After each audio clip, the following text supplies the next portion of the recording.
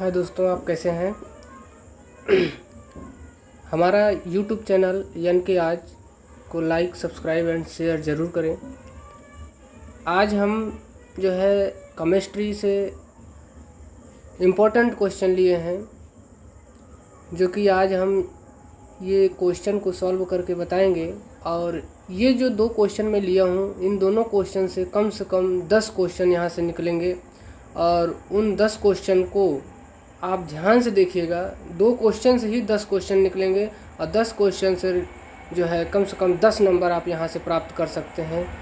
ठीक है, तो चलिए हम पहले क्वेश्चन को सॉल्व करना सीखते हैं। और उसमें कौन कौन से इम्पोर्टेंट वाक्य हैं, इम्पोर्टेंट शब्द हैं जहाँ से क्वेश्चन निकलेंगे, और उन क्वेश्चन को हमें ध्यान में रखना है ताकि एग्ज़ाम में अगर क्वेश्चन आता है तो उसे हम सॉल्व कर पाएँ। तो देखिए, पहला मेरा क्वेश्चन है, यहाँ पर लिखा है एक तत्व का परमाणु क्रमांक 19 है तथा द्रव्यमान संख्या 39 है।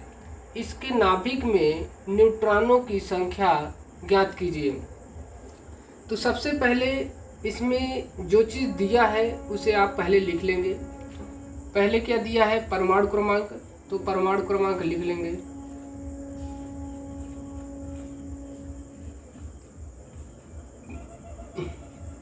परमाणु क्रमांक किससे डिनोट करते हैं, जेड से डिनोट करते हैं। तो जेड बराबर हमारा क्या हो जाएगा, कितना दिया है, 19।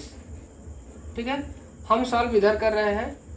ठीक है, तो इसमें आपको कोई प्रॉब्लम नहीं होनी चाहिए। तथा द्रव्यमान संख्या हमारा कितना है, 39 है। तो यहाँ लिखेंगे द्रव्यमान संख्या।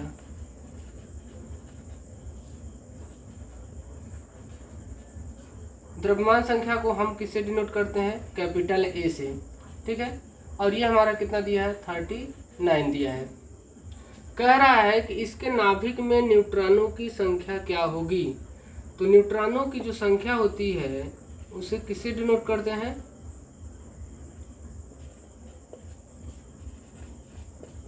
न्यूट्रॉनों की संख्या को हम n से डिनोट करते हैं। ठीक है, तो n बराबर हमारा क्या हो जाएगा, क्वेश्चन मार्क। तो अभी हम क्या करेंगे कि देखिए कि परमाणु क्रमांक हमारा दिया है, द्रव्यमान संख्या दिया है, हमें निकालना क्या है, न्यूट्रॉनों की संख्या।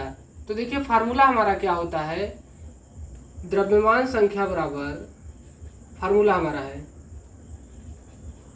द्रव्यमान संख्या बराबर क्या होता है, परमाणु क्रमांक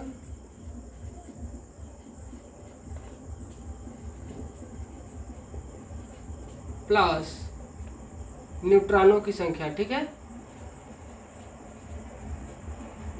न्यूट्रॉनों की संख्या, ये हमारा जो है फार्मूला होता है। तो ये आपको याद रखना होगा। अब इसे शॉर्टकट में लगाना है, इतना नहीं लिखना है आपको।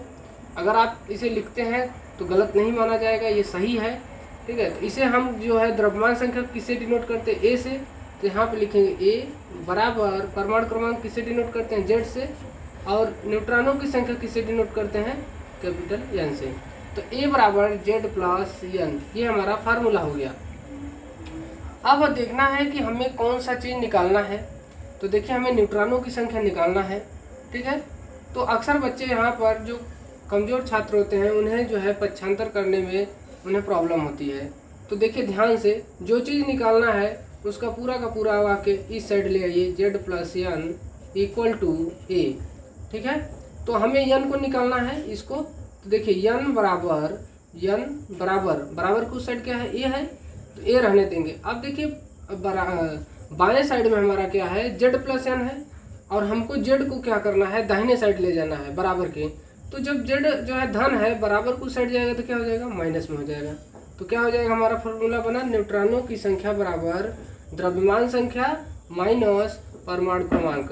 ठीक है, तो अब हम इसी फार्मूले में फिट कर देंगे। अब हमारा फार्मूला बन गया, फार्मूला ये भी है, फार्मूला यहाँ से ये भी निकल गया है। ठीक है, अब यहाँ से आप और भी फार्मूला निकाल सकते हैं। ठीक है, पक्षांतर करके आप निकाल सकते हैं। इसके बाद देखिए द्रव्यमान संख्या हमारा कितना है, 39। इसके बाद परमाणु क्रमांक कितना है, 19। अब इसे घटा देंगे तो कितना हो जाएगा हमारा, 0 और 2, यानी न्यूट्रॉनों की जो संख्या हमारी कितनी आ गई, 20 आ गई। ठीक है, तो देखिए अब यहाँ से हमने बताया था 10 क्वेश्चन निकल सकते हैं। तो कैसे 10 क्वेश्चन निकलेगा? सबसे पहले कभी कभी क्वेश्चन में आपसे पूछ लिया जाता है परमाणु क्रमांक। तो परमाणु क्रमांक आप याद कर लीजिए, ठीक है, कम से कम 1 से 30 तक याद कर लीजिए, उसमें आपको क्वेश्चन फंस जाएगा। ठीक है, जैसे hydrogen, helium, lithium, beryllium, boron, carbon, ये सारा चीज़ आपको परमाणु क्रमांक याद कर लीजिए, वहाँ से क्वेश्चन निकलेगा।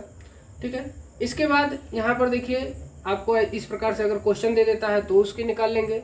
द्रव्यमानों की संख्या, परमाणु भार, ठीक है, हाँ, वैलेंसी, इलेक्ट्रॉनिक विन्यास, सारा चीज़ यहाँ से क्वेश्चन निकलेगा। और आप अगर इस टॉपिक्स को अच्छे से पढ़ लेते हैं तो आप जो है कोई भी क्वेश्चन अगर इससे रिलेटेड आता है तो आप सभी क्वेश्चन को सॉल्व कर लेंगे।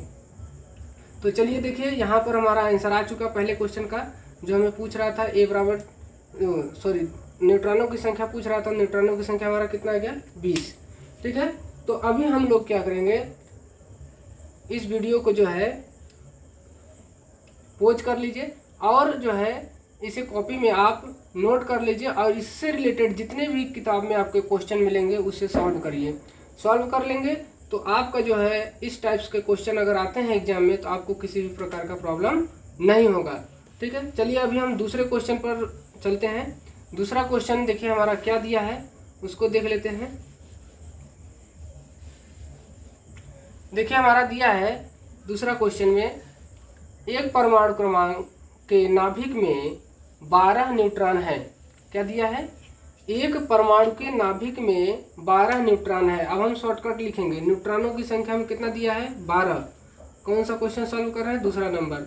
ठीक है, और प्रोटॉनों की संख्या, अब देखिए कभी कभी परमाणु क्रमांक से क्वेश्चन पूछ लेता है कि परमाणु क्रमांक बताइए, और यही जो है इसी को पलट करके प्रोटॉनों की संख्या अगर पूछ लेता है तो यहाँ पर मैं बता देता हूँ कि परमाणु क्रमांक बराबर,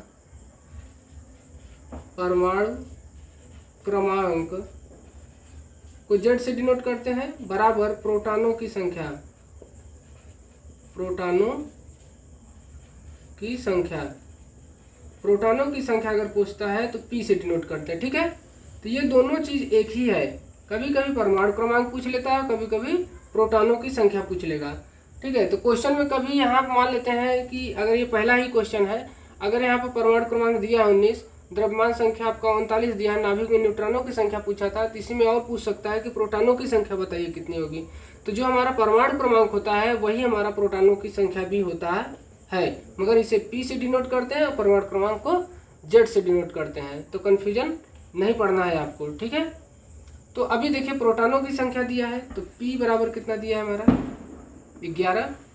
इसके बाद पूछ रहा है द्रव्यमान संख्या क्या होगी, तो द्रव्यमान संख्या पूछ रहा है तो द्रव्यमान संख्या किससे डिनोट करते हैं? कैपिटल ए से। आगे क्वेश्चन और कह रहा है और उसकी कक्षाओं में इलेक्ट्रॉनों की संख्या कितनी है। अब इलेक्ट्रॉनों की संख्या अगर पूछता है तो स्मॉल ई से पूछेगा। ये देखिए इसमें दो क्वेश्चन पूछ रहा है।